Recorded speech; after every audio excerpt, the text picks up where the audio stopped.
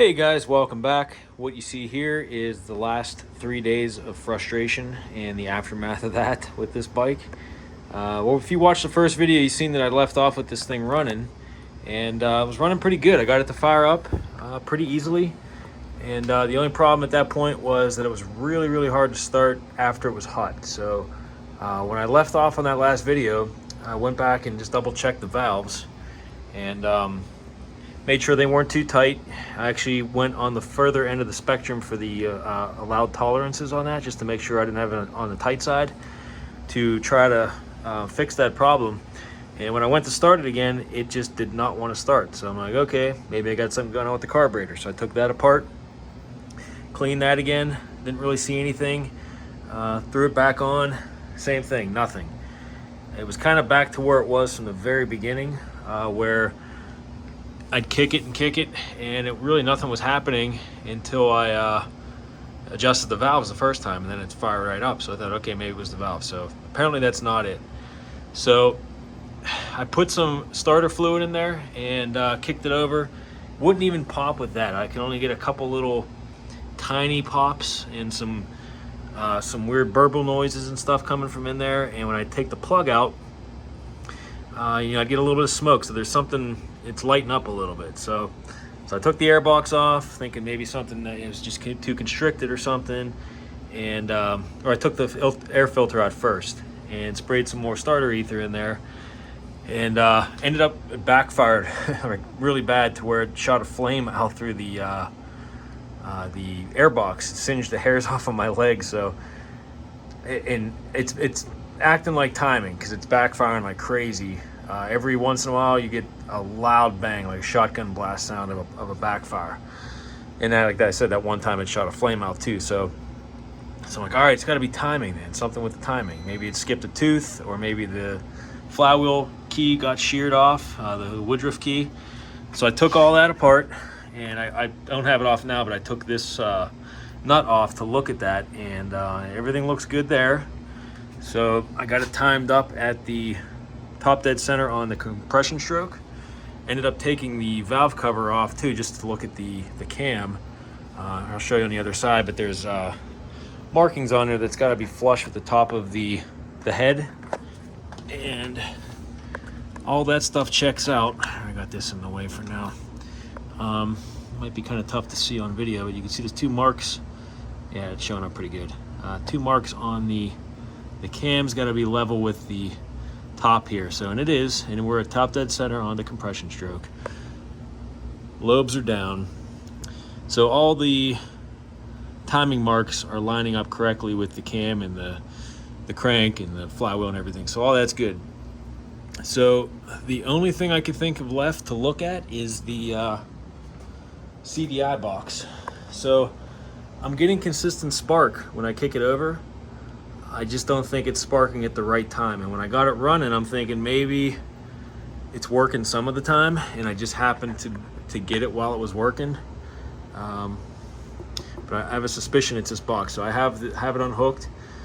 I'm gonna look in the manual to see what kind of ohms readings I should be getting on these things, and try to go from there. But looking for these things online, it doesn't seem like there's very many of them. There's a place in Belgium, it looks like, sells new ones, not Suzuki brand ones, but reworked, I guess, brand new ones that they put together that seem to be getting pretty good reviews. So last resort, if I got to get one, I got that, but it kind of sucks. It's like, I think, close to $200 after shipping for one of those. So I'm at my wit's end though, and I'd really like to be able to figure out what the heck's going on with this bike, because it's extremely frustrating when I had this thing running as good as I had it running, and now it just doesn't want to do anything. So it's got to be something electrical. It's just got to be sparking at the wrong time, doing something goofy, because everything that I've done to this thing should at least try to pop a little bit. Like I said, even when I sprayed starting ether directly into this without the air box, I can't even get it to pop. And when it does pop, it's usually a loud bang backfire. So it's just not sparking at the right time, is what it seems like. I even tried, I had a Chinese carb that came with this bike, threw that on here thinking, okay, maybe that's the case. I tried that, and it still did the same thing. I ended up on this carb messing with that fuel screw.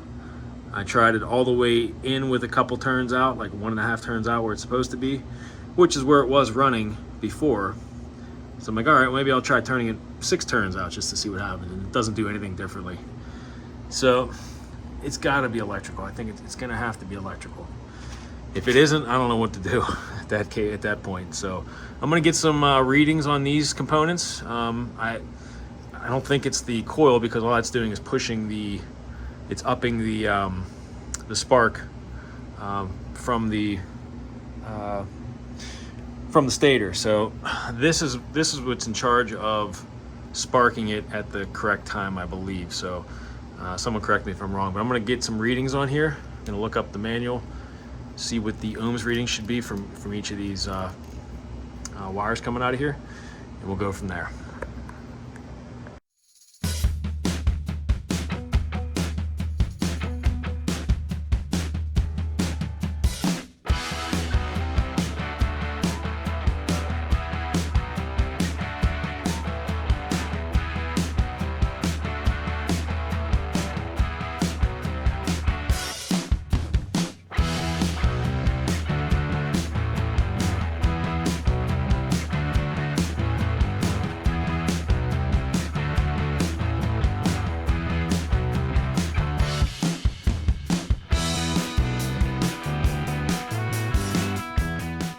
I'm going to get the valve cover back on so I don't get any dirt down in this.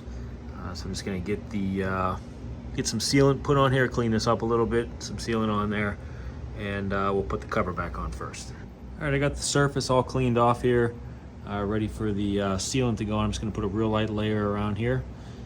First, I'm going to put a little bit of assembly lube on the cam.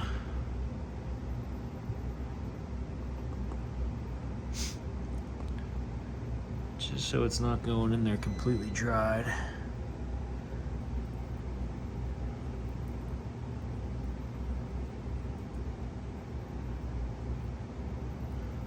All right, now it's time for a very, very light layer of sealant around the outer edge of this. I'm not going to put any on the inside of this. So just on the outside edge, all the way around, just a very light layer. Start on this side.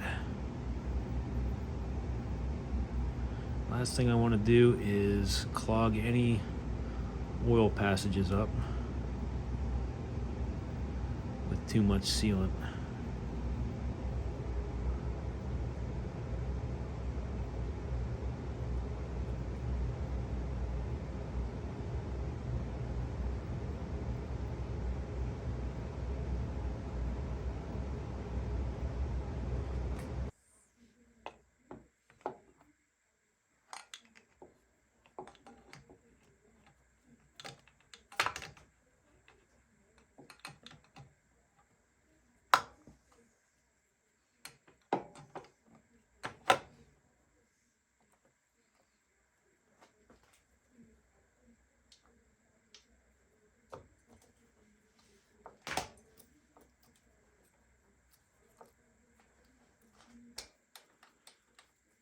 Okay, I'm just going to get these down to hand tight, and then there's a sequence to go around and tighten these up.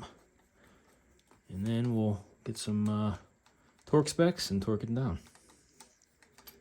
Okay, I got all the bolts in, finger tight. It says to go around to lightly tighten them up in a certain sequence here. So I'm going to start with that. Looks like we start with this one right here, maybe.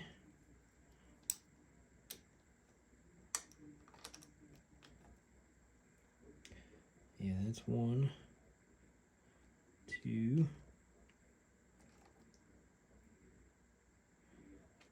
3 right here.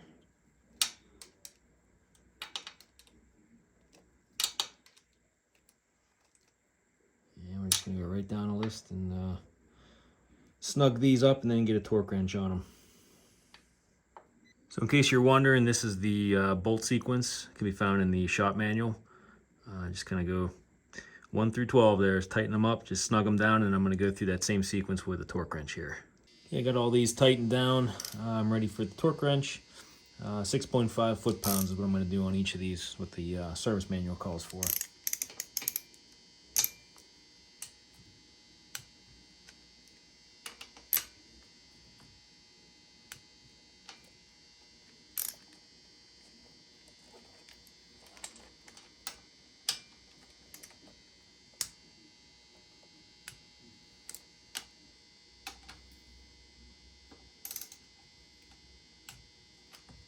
All right, we got the valve cover on just to make sure nothing's binding. I'm going to slowly turn this over.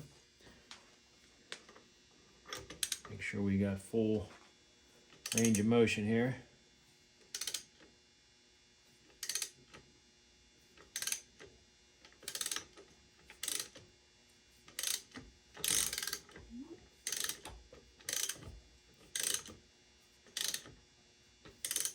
Yep, looks okay. Okay, I got the decompression cable, lever cable hooked up on the other side here. So I'm just going to pop these covers back on just so I don't get any dirt down there in the meantime. And start trying to get some ohms readings on the electrical components. All right, so next up I am going to test the stator. And to do that, you have to unhook it from the wiring harness here. And I'm gonna use my multimeter here to test the leads on this plug. So the first one we're gonna look at is for the pickup. And the way they want you to test that is to go from the white wire to the black with a white chaser. So I don't see a black with a white chaser, I just see a black cable here, or wire, so I'm just going to use that one. It's kind of, it's an oddball, it's got like weird insulation on it. It's not your normal type wire, I'm not sure what that's called, I forget, but it's just a different insulation on it, so I'm thinking that's got to be the black with white chaser, even though it doesn't have a white chaser. So I'm going to use that one, and they want us to go from the, looks like the white wire to the black with the white chaser, and we should be seeing the resistance of between 50 and 90 ohms. So I'm going to do that. So I'm going to go white to black with a white chaser. So we got the white one here. It's going to be kind of hard to hold this and hit these pins at the same time. Okay, so we got, let me put that a little bit further in. And the meter is showing 66.3, so that's within 66.2. That appears to be in range for the pickup. Like I said, that should be between, looks like 50 and 90 ohms, so we're like on the lower side of that. So the next one I'm going to check is for the power source off of there. And we're going to do the red wire to the black wire with the white chaser. We're just going to call it the black wire since there's no white chaser on there. So that one should be between, let's see, 5 and 9 ohms. So red to black. Red.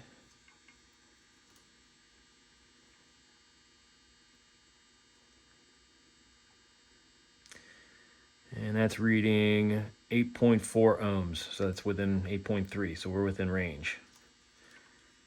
Okay, the second power source is going to be the brown wire to the black wire. And that's going to be 3 to 6 ohms in that range. Should be. So brown to black. Brown.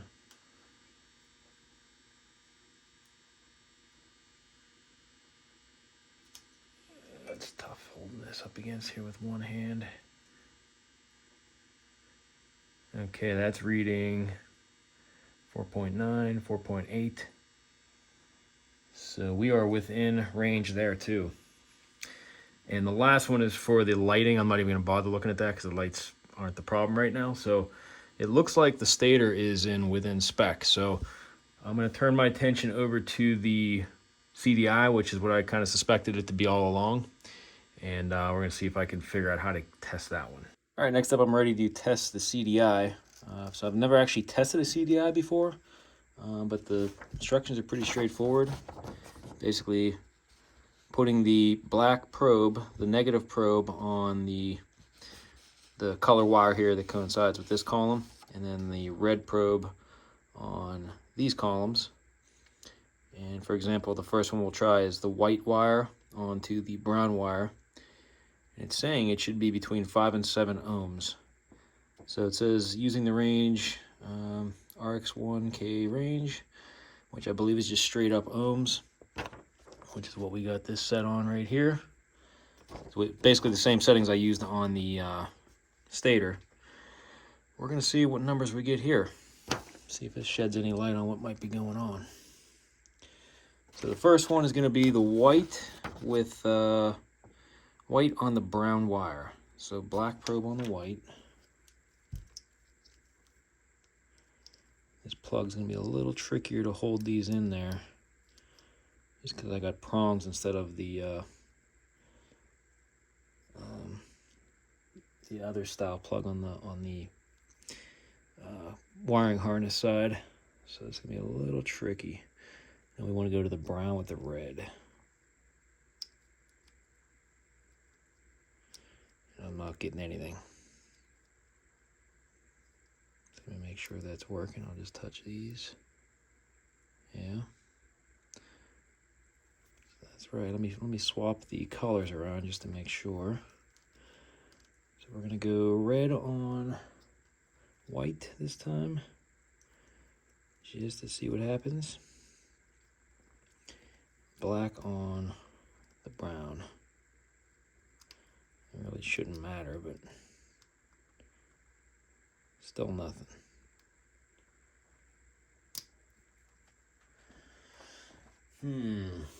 Okay, let's try another one. So we'll try white to the black with the white tracer. Let's try that. So we're gonna go negative on the white. Oops. This is what I mean. It's gonna be tough to hold this. Okay, and then the black with the white tracer is right next to it in there. I don't have anything there either.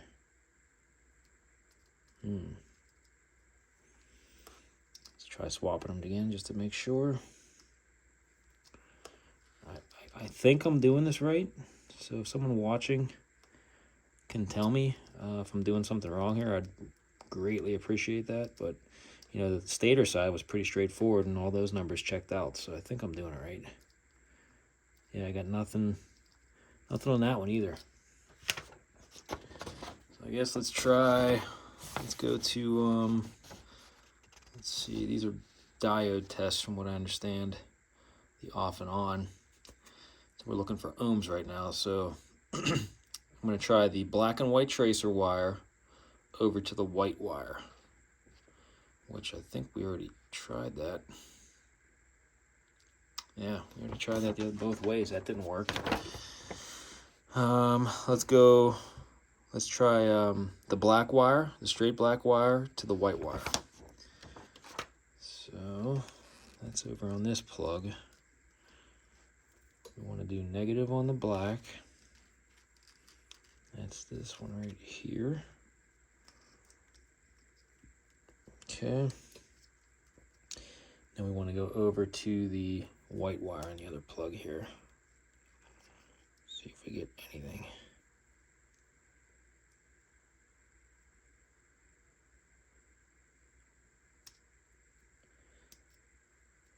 Nothing.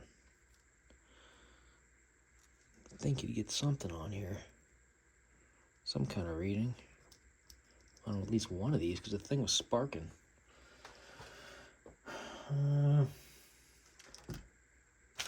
Let's try another one. This time we'll try the black wire to the brown wire. Black to brown.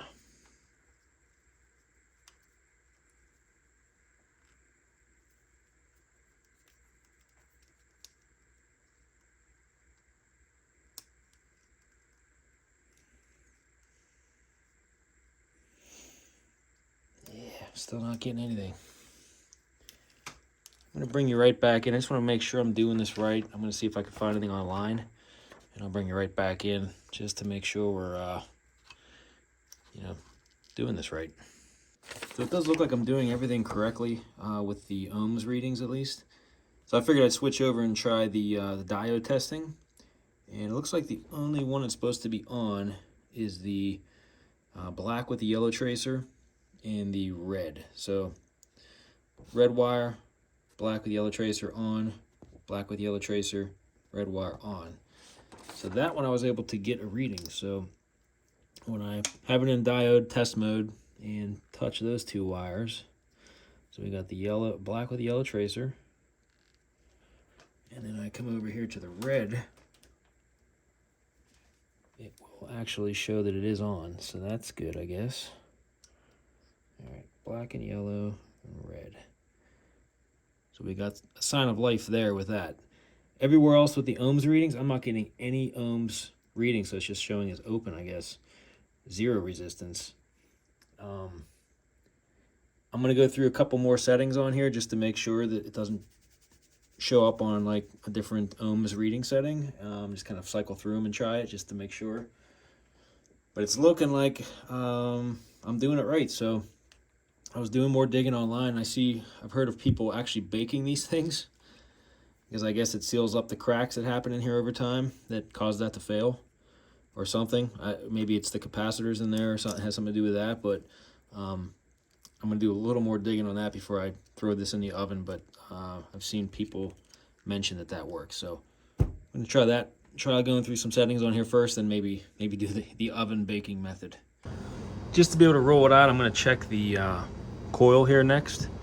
And I got a different meter here to see, just to make sure I'm getting the same numbers on both, which was the same on the other multimeter I was using. So I'm just going to try it with this one here too. But I'm going to check the secondary, which is the spark plug cap to ground. So I should be able to just touch the screw or one of these spots here, right where it's touching the frame. And I should be seeing a reading between, let's see, 15 to 25 kilo ohms.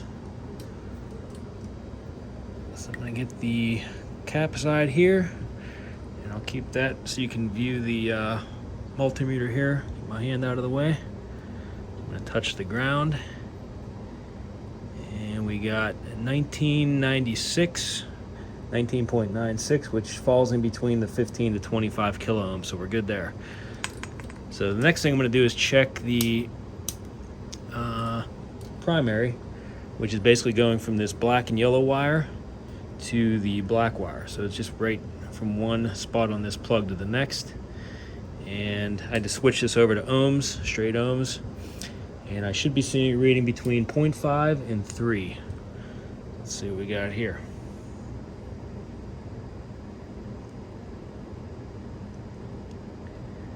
And we got a 1.8, so we are right in the middle, 1.7, so we're good there too. So it really only leaves the CDI left as the only thing that's not giving me any kind of consistent good readings from my multimeters. Well, as crazy as this sounds, I'm actually going to try to throw that CDI in the oven. Apparently there's some moisture that can build up in there, and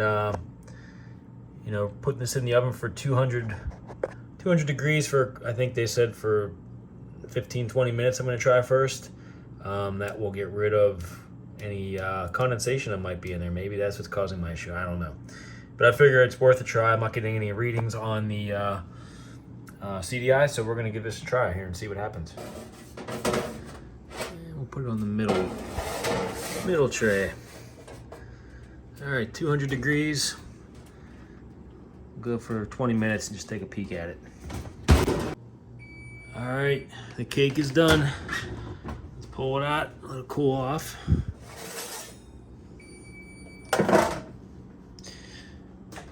See if this actually did anything.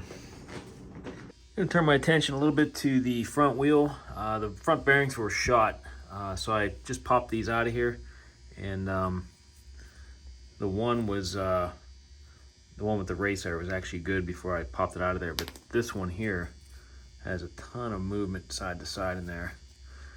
So you can see it right there pretty good.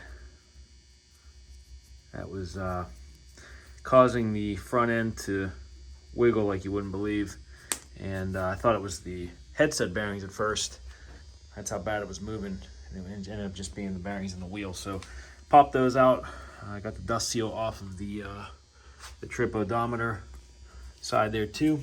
And I actually have the new bearings in the freezer right now. I'm going to try the freezer trick to get them smaller and see if they'll just pop into place here. So let me go grab those now. I got the bearing out of the freezer. I don't think it's going to work as easy as it would if it was on the motor. The tolerances are just a lot different than with on the wheel versus a spot on the case for the bearing. So didn't want to fall into place, but I got a piece of aluminum here that will persuade that to go into place. So I'm just going to lightly tap on that there. Get that to go straight in.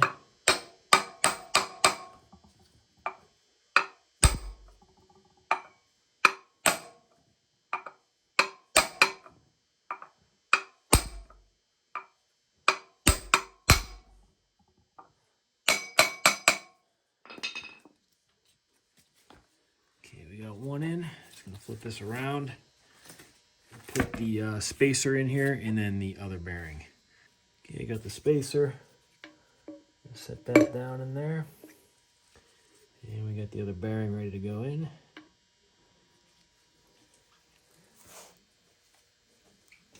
Now this one here, I can't use this to go all the way down because it's got the little ears on here for the trip odometer.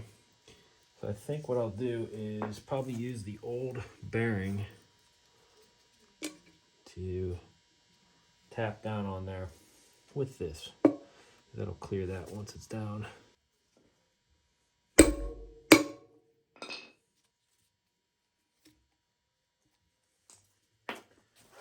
Okay, we are good to go.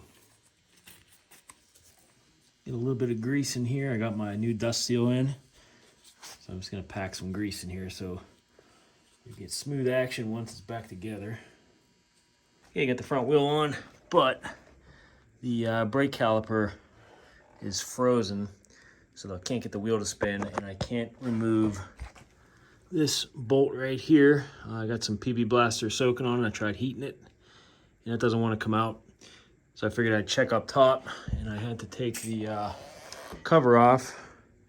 Had to chisel one of the screws out. This one right, oh, that's the good one. Actually, the other one, this one right here, was not coming out and it was rounded off, so I just kind of chiseled it off. And when I opened it up, this tells you how long it's been since it's run or since it's worked. Yeah, it's brake fluid in solid form. So this might be ruined. I don't know if I can even try to rebuild this because I'm sure this line's all jacked up too all the way down. So I might see what they cost used online and see if I can find a decent one. I'm not sure if I can even rebuild this. So I've never run into one that bad. Most of the bikes I'm working on just have drum brakes. And I never let my bikes get that bad that have discs. So I'm going to see what my options are online. All right, I got the master cylinder off. I'm going to try to take this plunger out and get behind there, see what we got going on the inside. Does not look too good here. I think this is probably still rebuildable though. So I'm going to get that dust seal out of the way and see if I can get, I think there's a C-clip behind that, if I'm not mistaken. I'll find out here in a second, but just wanted to show you what it looked like before. It's pretty crusty. I'm sure that's been probably the original fill for the brake fluid, if I had to guess, because I've never seen brake fluid turn into that before. It looks like oatmeal. Let's loose stuff out of here first.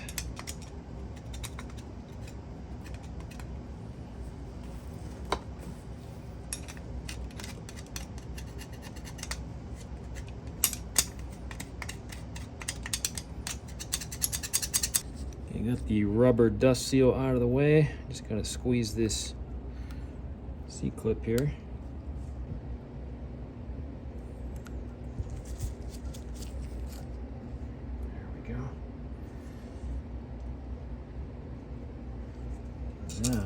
just pop out, I think.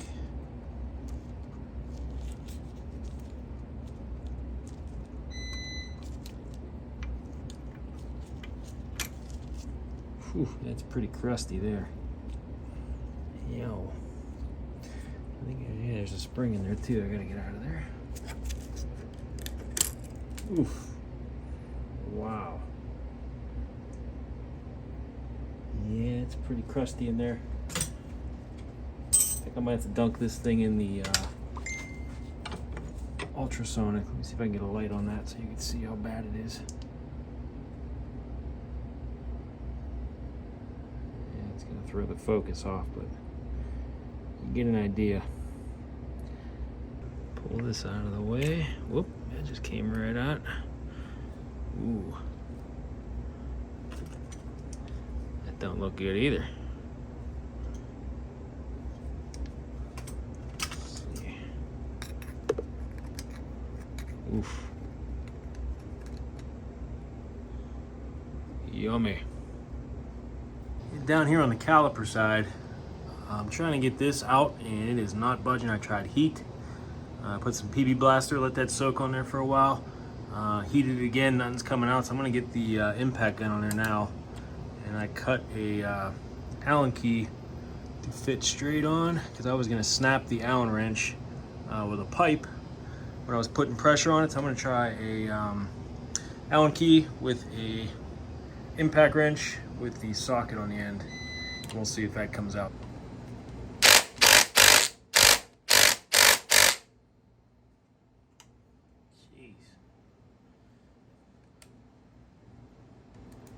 Still not moving. Let's give it some more power.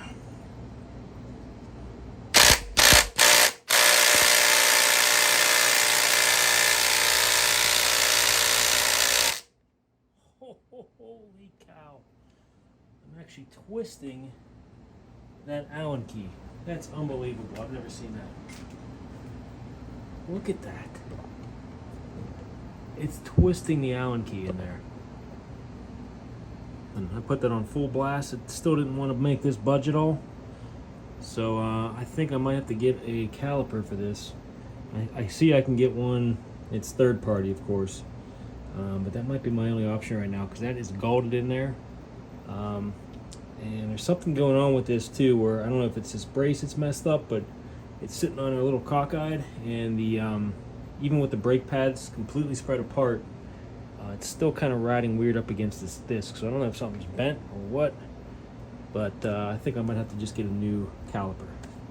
All right, so the baking method did not work. Unfortunately, I threw this back on the bike. Still nothing. It still sparks, but we got nothing. So I wanted to fast forward a little bit here. This is actually a few weeks later since I baked it and tried it, and I went ahead and just ordered a CDI replacement. Now, they don't make these exact ones anymore, so I had to go to eBay, and I found this one. It came all the way from Slovakia. I was a little bit hesitant, but I had some other people tell me they had good results from them. And, you know, it was kind of a gamble, because the thing was sparking, but I pretty much rolled out every other piece of electrical equipment on this thing. And the only thing I couldn't get readings from was the original CDI. So I'm like, all right, I'm gonna try this. I think it was 130 if I remember. I have to go back and look, but 130 bucks shipped from Slovakia. It didn't take as long as I thought it would.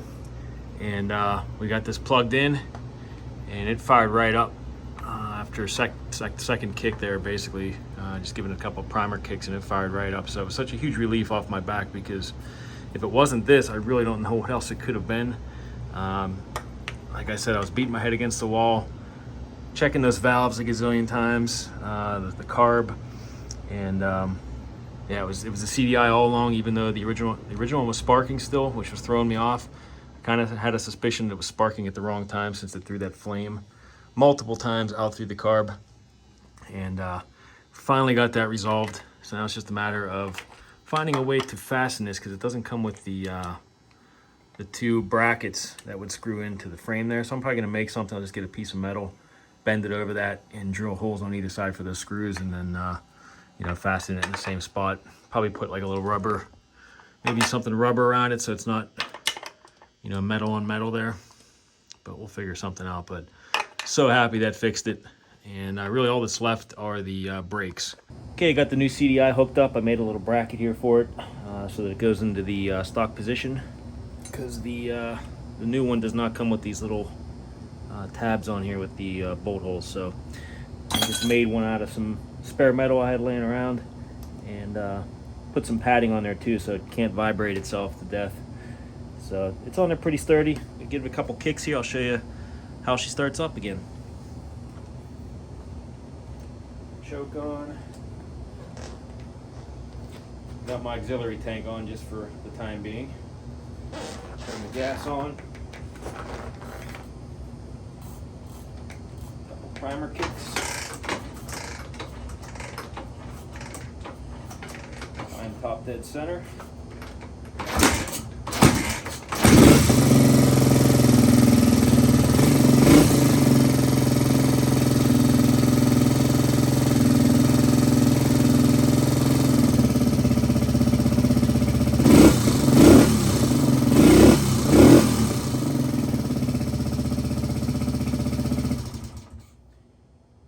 Back in business.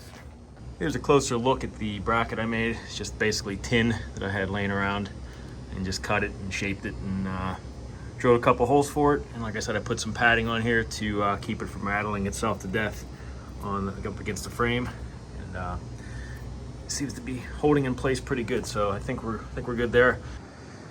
All right, guys, that's what we're gonna leave off on this video. We're kind of where we left off on the first video with it running.